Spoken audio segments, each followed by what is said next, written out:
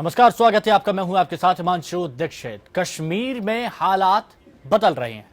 सीधे तौर पर यह भले ही ना दिख रहा हो, लेकिन इस बदलाव के परोक्ष संकेत दिख रहे हैं। हाल ही में सिविल सेवा परीक्षा के नतीजों में 14 कश्मीरी युवाओं ने जगह बनाई है।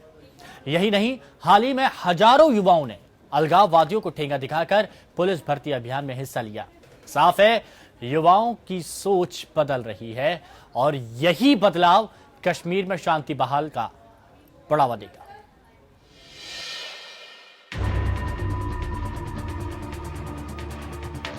कहने को जम्मू कश्मीर में आतंक का माहौल है।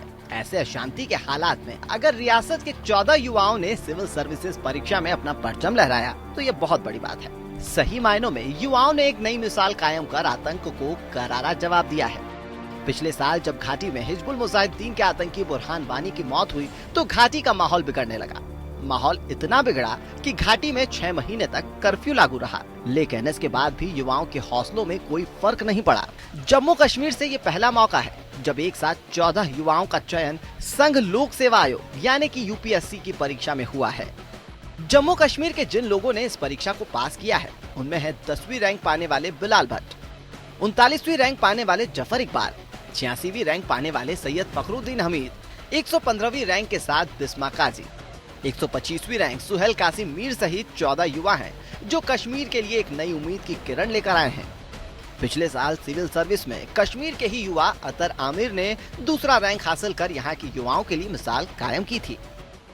मेरा ये मानना है कि हर चीज का हल है। ऐसा कोई मसला नहीं है जिसका हल नहीं हो सकता है। हमारे बच्चे, हमारे जो जवान, जो हमारे लड़के हैं जो इस वक्त एक्सेल करते हैं, आप देखिए जिस इम्तिहान में वो पार्टिसिपेट करते हैं, इन मुश्किल हालात के बावजूद वहाँ वो कामयाबी हासिल करते हैं। हमारे बच्चे खेलों में बहुत अच्छा कर रहे हैं, आईएएस की पढ़ाई में बहुत अच्छा कर रहे हैं, इम्तिहानात पास कर रहे हैं। तो मैं आतंक से जूझ रही घाटी में युवाओं के रोल मॉडल अब बदल रहे हैं। सिविल सेवा के साथ साथ सेना और दूसरी सेवाओं में भी कश्मीरी युवाओं की भागीदारी बढ़ने लगी है। कश्मीर में युवाओं में सरकारी सेवाओं के प्रति रुझान काफी बढ़ा है। ये बात सिर्फ सिविल सेवा से ही नहीं बल्कि पुलिस भर्ती अभियान में शामिल हुए हजारों की तादाद में युवाओं की संख्या से भी पता चल रहा है। हाल ही में पुलिस भर्ती अभियान में सब इंस्पेक्टर के 698 पदों के लिए 67,218 कश्मीरी नौजवानों ने अर्जी दी। इनमें घाटी से 35,722 अर्जियां मिली, जबकि जम्मू से 31,496 युवाओं ने आवेदन दिया था। यही नहीं, अलगाववादियों और आतंकवादियों की चेतावनियों और धमकियों को धत्ता बताते हुए श्रीनगर के बख्शी स्टेडियम में हजारों लड़के और लड़कियां भर्ती के लिए जरूरी फिजिकल टेस्ट देने भी पहुंचे। खाकी वर्दी के लिए जोश के मामले में कश्मीर के युवा जम्मू के नौजवानों को भी मात दे रहे हैं। भर्ती में शामिल होने आई लड़कियों का कहना था कि वो आतंकवाद के दौर में मुश्किलों का सामना करने वाली कश्मीरी महिलाओं की मदद के लिए पुलिस में शामिल होना चाहती हैं। वहीं कुछ के लिए पुलिस की नौकरी समाज में प्रतिष्ठा का सवाल है। यही नहीं, हिजबुल मुजाहिदीन के कमांडर सब्जार अहमद भट्ट के मारे जाने के बाद अलगाववादियों की तरफ से घाटी में बुलाए गए 2 दिन के बंद को ठेंगा दिखाते हुए सैकड़ों कश्मीरी युवा रविवार को सेना भर्ती परीक्षा में शामिल हुए। सेना के एक अधिकारी के मुताबिक विभिन्न अलगाववादी गुटों के बंद के आह्वान की परवाह न करते हुए 799 उम्मीदवार पट्टन और श्रीनगर में संयुक्त प्रवेश परीक्षा में बैठे। ये संयुक्त प्रवेश परीक्षा सेना में जूनियर कमीशन अधिकारी और दूसरे पदों पर चयन के लिए ली गई। साफ है कि युवाओं को अपने भविष्य की चिंता है और उनको समझ में आ रहा है कि अलगाववादियों की दलीलों में कोई दम नहीं है। Bureau report, APN। कश्मीर घाटी में विरोध प्रदर्शन तेज हुए हैं तो नियंत्रण रेखा पर पाकिस्तान की ओर से घुसपैठ की कोशिश भी बढ़ी है, लेकिन अब भारत की ओर से प्रतिक्रिया का तरीका बदलता दिख रहा है। मोदी सरकार ने कश्मीर को लेकर अपनी लाइन करीब करीब साफ कर दी है। अलगाववादियों से कोई बात नहीं होगी और सुरक्षा बलों पर पत्थर चलाने वालों से सख्ती से निपटा जाएगा। साथ ही घुसपैठ में मददगार पाकिस्तानी सैनिक चौकियों पर हमले जारी रहेंगे।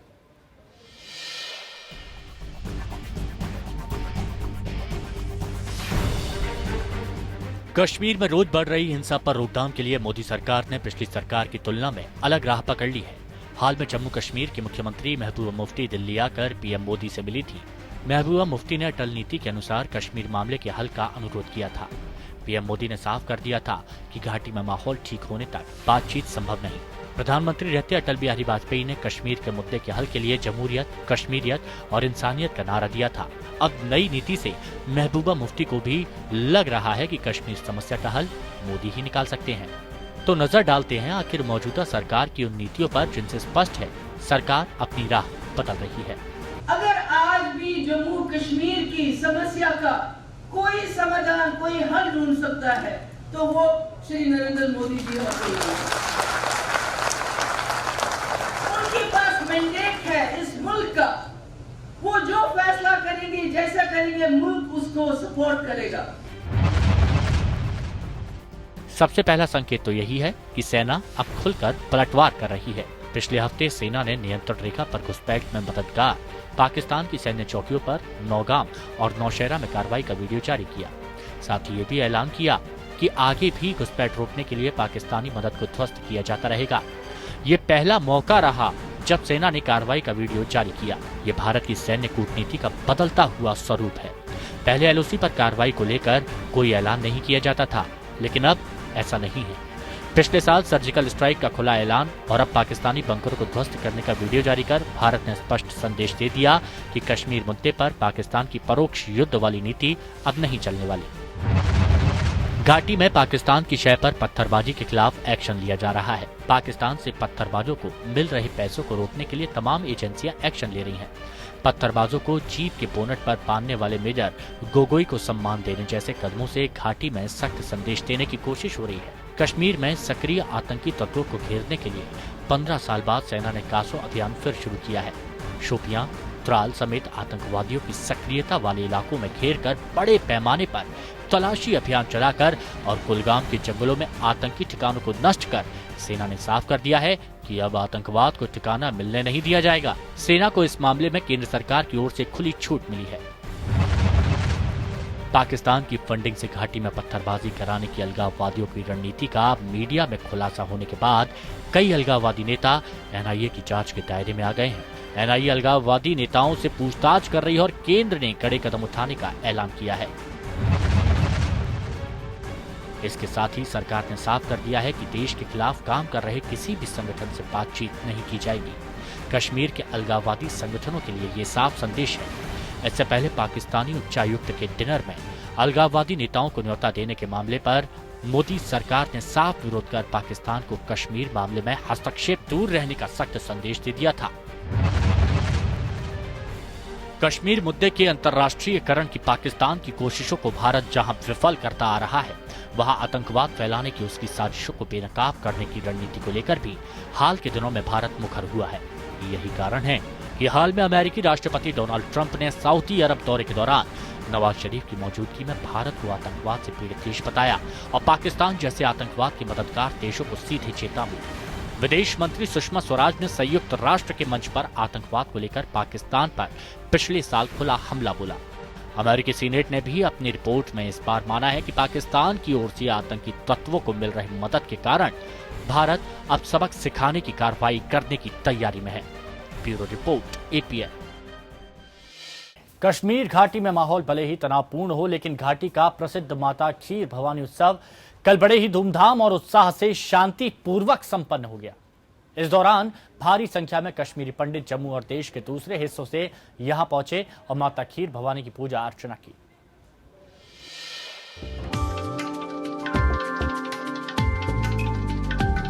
श्रीनगर के नजदीक स्थित गांदरबल इलाके में तुलामुला गांव में माता खीर भवानी का प्रसिद्ध मंदिर स्थित है। ये मंदिर जम्मू कश्मीर के पंडितों का सबसे बड़ा धर्म स्थान है। बता दें कि यहाँ हर साल उत्सव का आयोजन किया जाता है और बड़ी संख्या में कश्मीरी पंडित यहाँ माता खीर भवानी के दर्शनों के लिए पहुँचते हैं। खबरों के अनुसार कल जम्मू क्षेत्र से करीब 500 कश्मीरी पंडित यहाँ पहुँचे थे। राज्यपाल NN वोहरा और मुख्यमंत्री महबूबा मुफ्ती ने भी कार्यक्रम में शिरकत की और लोगों से मुलाकात की। जैसे कि आप जानते हैं, आज का दिन बहुत ही मुकद्दस है हमारे कश्मीरी पंडित भाइयों के लिए।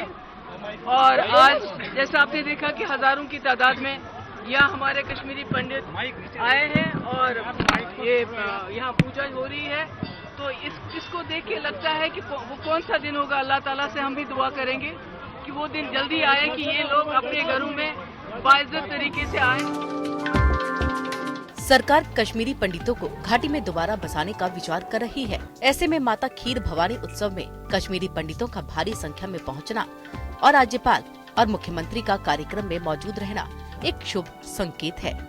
रिलीफ कश्मीर विभाग की ओर से इस यात्रा के लिए शुरू किए गए पंजीकरण के लिए करीब 7,000 श्रद्धालुओं ने आवेदन किया था, लेकिन घाटी में हिंसक हालात के चलते दर्शन करने वाले लोगों की संख्या में थोड़ी कमी जरूर आई।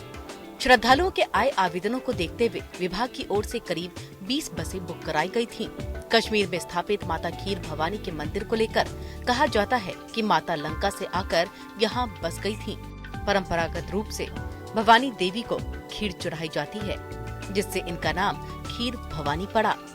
भक्त इन्हें महाराज्ञा देवी कहकर के भी बुलाते हैं।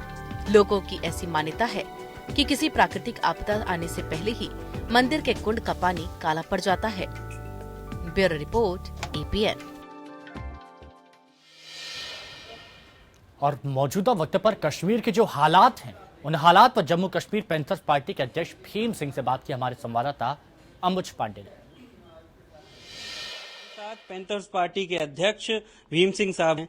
सर, कश्मीर के बारे में जब भी बात होती है तो बहुत सारे, कहीं आतंकवाद का जिक्र होता है, कहीं दहशत का जिक्र होता है। अब वो खूबसूरत वादियों की बात नहीं होती है, खूबसूरत कश्मीर की जो वहाँ का जो स्वर्ग धरती का कहा गया उसके बारे में बात नहीं होती है। लेकिन कश्मीर का दूसरा पहलू भी है कि कश्मीर बदल रहा है, आप मानते हैं?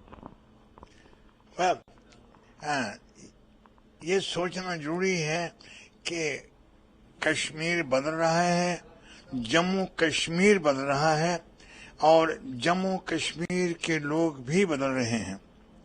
परंतु ये सोचना अभी संभव नहीं है कि भारत सरकार भी बदल रही है। आज हमारी जो हालत है, हमारी सिचुएशन है, चाहे वो इकोनॉमिक सिचुएशन है, पॉलिटिकल सिचुएशन है, या कुदरत की तरफ से जो वहाँ हालात हैं, ये हवाएं कब बदलेंगी, ये जब तक दिल्ली की सोच यानी भारत की पार्लियामेंट की सोच नहीं बदलती है, तब तक हमारी तकदीर भी बदलने की नहीं है। ये मेरी सोच है। जानते हैं कि जैसे अभी पिछले दिनों रिजल्ट आया सिविल सर्विसेज का, वहां से लोग आए, तो जब इस तरीके की बातें होती हैं कि मूल धारा से जुड़ रहे हैं लोग, फिर देश का रिप्रेजेंटेशन भी वो लोग करेंगे, तो ये सब चीजें और मजबूती से पक्ष रखा जाएगा। तो जब हम पारंपरिक कश्मीर की बात करते हैं, तो जो मैंने शुरुआत में कहा था कि वो जो जिक्र आते हैं वो कहीं ना कहीं खत्म होके हम दूसरे कश्मीर की भी कभी बात कर पाएंगे। पहला director general police Jammu Kashmir का बना था उस समय भी। ये बात नहीं है। ये आम देश के देशवासियों को कोई एक नया मैसेज है कि जम्मू कश्मीर के लोग तो शेख अब्दुल्ला से जो राष्ट्रीय धारा थी, नेशनल मेन स्ट्रीम थी, तो शेख अब्दुल्ला ने तिरंगा झंडा 1946 में उठाया था। कोई नई बात नहीं है। जम्मू कश्मीर के लोग हमेशा भारत के साथ रहेंगे, लेकिन भारत के संविधान में अब तब्दीली लानी होगी। जब तक भारत के संविधान में आप तब्दीली नहीं लाएंगे, जम्मू कश्मीर को जोड़ेंगे नहीं, जब तक जम्मू कश्मीर के मैं भी जम्मू कश्मीर से हूं, मुझे वो मानव अधिकार प्राप्त नहीं है जो आपको है। मेरा संविधान जम्मू कश्मीर का अलग है, आपका अलग है। जब तक मेरा संविधान यानी जम्मू कश्मीर के लोगों का संविधान भारत का संविधान नहीं होता, और वो तभी होगा जब धारा 370 में संशोधन होगा, जिसके लिए खासकर जो आज सरकार है जिस पार्टी की, वो तो 70 साल से चलाते रहे, आज खामोश हैं। ये मुझे मालूम नहीं है क्यों हैं, लेकिन जब तक जम्मू कश्मीर का भारत के साथ पूरा इंटीग्रेशन नहीं होगा, धारा 370 में संशोधन नहीं होगा, जब तक मानवाधिकार जो हिंदुस्तान के चैप्टर 3 में मौजूद हैं, मुझे भी मेरे जम्मू कश्मीर में लागू नहीं होंगे। जब तक एक संविधान नहीं होगा पूरे देश का, एक झंडा नहीं होगा, तब तक आप 50 को बना लीजिए IAS ऑफिसर, आप 2000 बना लीजिए, मामला हल होगा जब एक झंडा होगा देश में, कन्याकुमारी से लेकर कश्मीर तक, और एक संविधान होगा कश्मीर से लेकर कन्याकुमारी तक। जब जम्मू कश्मीर के लोगों को पूरे मानवाधिकार होंगे जो पूरे देश के लोगों को हैं, उनके मुकाबले में जब तक मानवाधिकार नहीं होंगे, फंडामेंटल राइट्स नहीं होंगे, तब तक मामला मुश्किल में है। सर, हाल ही में देखा गया कि जिस तरीके से चाहे सेपरेटिस्ट हों, चाहे कि सीमा पार का आतंक हो, कहीं ना कहीं कश्मीर के जो जवान हैं उनको भारतीय सेना में पिछले दिनों हमने देखा कि भारतीय एक जवान की हत्या कर दी गई क्योंकि वो वहीं से बिलोंग करते थे और छुट्टी में आए थे। उसके बाद भी अभी जब हाल ही में परीक्षा हुई भारतीय सेना की भर्ती के लिए, तब बढ़ चढ़ के हिस्सा लिया वहां के लोगों ने। यानी कि आप ये मानते तो हैं कि सोच तो बदल रही है पूरे कश्मीर में? सोच बदली थी। सोच जम्मू कश्मीर की कश्मीरियों की 1947-46 में बदली, शेख अब्दुल्ला की रहनुमाई में। 1946 में जब जवाहरलाल नेहरू गए, लाल चौक में जलसा हुआ, शेख मोहम्मद अब्दुल्ला जो अनडिस्प्यूटेड लीडर थे जम्मू कश्मीर के और रहे हैं, उन्होंने तिरंगा झंडा उठाया था 46 में। जम्मू कश्मीर के लोगों की तरफ से कभी भी कोई दुविधा नहीं हुई। ये पॉलिटिशियंस हैं, power hungry politician. Jammu Kashmir मुट्ठी भर लोग थे जिन्हें सत्ता चाहिए थी, पावर चाहिए थी, धन दौलत चाहिए थी, जिन्होंने जम्मू कश्मीर को हमेशा मिसलीड किया, आज भी कर रहे हैं। जिस दिन जम्मू कश्मीर को आप संविधान दे देंगे, मानवाधिकार दे देंगे, जम्मू कश्मीर के लोगों को हिंदुस्तान के शहरी की तरह पूरे मानवाधिकार मिलेंगे, इक्वल राइट मिलेंगे, उस दिन के बाद आप तिरंगा ही तिरंगा देखेंगे कश्मीर से लेकर कन्याकुमारी तक। धन्यवाद हमसे बात करने के लिए। तो ये थे भीम सिंह साहब जो कह रहे थे कि जम्मू कश्मीर नई इबारतें तो लिख रहा है, लेकिन जब तक पूरे भारत का एक अभिन्न हिस्सा नहीं बन जाता है, एक कानून नहीं हो जाता है, तब तक पूरी तस्वीर नहीं बदलेगी। कैमरा पर्सन संदीप लोहिया के साथ अंबुश पांडे, एपीएन न्यूज, दिल्ली। बंटवारे के बाद से ही कश्मीर भारत पाकिस्तान के लिए रिश्तों में खटास और विवाद का मुद्दा रहा है। 2014 में जब केंद्र में नरेंद्र मोदी के नेतृत्व में बीजेपी की सरकार बनी तो कश्मीर नीति पर सख्ती के संकेत मिले। हालांकि पिछले कुछ वक्त में कश्मीर के हालात काफी तनावपूर्ण हैं। पत्थरबाजी की घटनाओं में लगातार इजाफा हो रहा है। ऐसे में मोदी सरकार की कश्मीरी नीति को लेकर भी विपक्षी खेमे सवाल उठाने लगा है।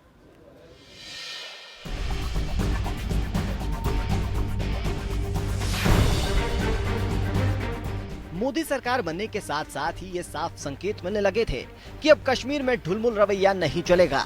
आइए आपको दिखाते हैं वो 10 संकेत जिससे हालात आज यहाँ तक पहुँचे हैं। गृह मंत्री राजनाथ की प्रतिक्रिया। गृह मंत्री राजनाथ सिंह ने कश्मीर समस्या को हल करने का दावा किया है। उन्होंने कहा है कि मोदी सरकार कश्मीर समस्या का स्थायी समाधान निकालेगी और इसके लिए उनका प्लान तैयार है। पहली बार आर्मी चीफ का सख्त बयान। आर्मी चीफ बिपिन रावत ने पहली बार सीधे तौर पर कश्मीरों में पत्थरबाजी करने वालों पर अटैक किया है। उन्होंने एक इंटरव्यू में पत्थरबाजों को सीधे चुनौती देते हुए कहा कि वे पत्थर की जगह हथियार चलाएं ताकि मैं जो करना चाहूं वो कर सकूं। उन्होंने कहा कि जब पत्थर और बम फेंके जाएंगे तो मैं अपने जवानों से केवल इंतजार करने और मरने के लिए नहीं कह सकता। आर्मी चीफ ने पत्थरबाजों से निपटने के लिए मानव ढाल बनाने के कदम को सही ठहराया। गोगोई का सम्मान कर सेना का मनोबल बढ़ाना। कश्मीर में पत्थरबाजों से निपटने के लिए एक युवक को जीप से बांधकर ढाल की तरह इस्तेमाल करने वाले मेजर लितुल गोगोई का सेना ने सम्मान किया। सेना ने अपने इस कदम से न सिर्फ पत्थरबाजों के इरादे को पस्त करने की दिशा में कदम उठाया बल्कि जवानों का हौसला भी बढ़ाया। गोगोई के अलावा कश्मीर निवासी लेफ्टिनेंट उमर फयाज की शहादत के बाद घाटी के नौजवानों को सकारात्मक संदेश देने की कोशिश की गई। सेना ने घाटी में एक स्कूल का नाम बदलकर शहीद लेफ्टिनेंट उमर फयाज के नाम पर रखा है। साथ ही उनके परिवार को 75 लाख रुपए का चेक भी दिया गया। बुरहान वानी के बाद उसके उत्तराधिकारी का एनकाउंटर। जून 2016 में सेना और जम्मू कश्मीर पुलिस ने ज्वाइंट ऑपरेशन में हिजबुल मुजाहिदीन के पोस्टर बॉय और टॉप कमांडर बुरहान वानी को ढेर किया था। इसके बाद घाटी में तनाव की स्थिति पैदा हो गई और पत्थरबाजों की घटनाओं में तेजी आ गई। वानी के बाद अब 27 मई को त्राल में हिजबुल मुजाहिदीन के टॉप कमांडर सब्जार अहमद भट्ट को भी सेना ने मार गिराया। सब्जार बुरहान वानी के बचपन का दोस्त था। उसे बुरहान वानी के उत्तराधिकारी के रूप में पेश किया जाता था। कश्मीर पर बात नहीं करना। मोदी सरकार ने पाकिस्तान के साथ आतंकवाद और बातचीत एक साथ नहीं चल सकते की नीति को अपनाया है। कश्मीर मसले पर भारत पाकिस्तान से बातचीत के न्योते को भी ठुकरा चुका है। पाकिस्तान की चौकियां ध्वस्त करना, सीमा पार से नापाक हरकतों का भारत ने मुंहतोड़ जवाब दिया है। 2016 में सर्जिकल स्ट्राइक के बाद अब भारतीय सेना ने एलओसी के पास पाकिस्तान बंकरों को ध्वस्त कर दिया। इन बंकरों के जरिए पाकिस्तानी आर्मी आतंकवादियों को कवर देती है। भारत ने इस अटैक का वीडियो भी जारी किया, जिससे पाकिस्तान के साथ सख्ती से निपटने के संकेत दिए गए। अलगाववादियों से एकदम बातचीत नहीं। केंद्र सरकार ने अप्रैल 2017 में सुप्रीम कोर्ट से कहा कि कश्मीर में हिंसा और पत्थरबाजी की घटनाओं को रोकने के लिए वो अलगाववादियों के साथ कोई बातचीत नहीं करेगी। केंद्र सरकार ने कहा कि वो मान्यता प्राप्त राजनीतिक दलों से बातचीत करने के लिए तैयार है। हुर्रियत नेताओं पर कार्रवाई। हाल ही में एक स्टिंग ऑपरेशन में हुर्रियत के नेता कैमरे पर पत्थरबाजों को पाकिस्तान से फंडिंग के बाद कबूलते हुए नजर आए थे, जिसके बाद उनके खिलाफ केस भी दर्ज किया गया। कश्मीर में टूरिज्म को बढ़ावा। पाकिस्तान और अलगाववादी नेताओं के खिलाफ सख्त कार्रवाई के साथ ही मोदी सरकार कश्मीर में रोजगार को बढ़ावा देकर वहां के हालात पर काबू करने की योजना पर काम करती दिख रही है। हाल ही में पीएम मोदी ने जम्मू कश्मीर हाईवे पर देश की सबसे लंबी टनल का उद्घाटन किया। इसके अलावा चिनाब नदी पर दुनिया का सबसे ऊंचा रेलवे पुल बनाया जा रहा है। इसकी ऊंचाई एफिल टावर से करीब 35 मीटर ज्यादा होगी। साल 2019 तक इसके तैयार होने की उम्मीद है। इस टनल और पुल की मदद से सैलानियों का कश्मीर जाना बेहद आसान हो जाएगा। सेना में भर्तियां। कश्मीर में पत्थरबाजी की घटनाओं को नौजवान अंजाम देते हैं। हाल ही में वहां के स्कूली छात्र भी पत्थरबाजी करते हुए नजर आए। ऐसे में सरकार उन्हें रोजगार देकर मुख्य धारा से जोड़ने की कोशिश कर रही है। इसका रिजल्ट भी कश्मीर में देखने को मिला। हाल ही में हुई वहां की सुरक्षा कर्मियों की भर्ती में बड़ी संख्या में नौजवानों ने हिस्सा लिया। सचिन भाटिया, APN। तो स्पेशल रिपोर्ट में फिलहाल मेरे साथ इतना ही। दीजिए इजाजत। नमस्कार।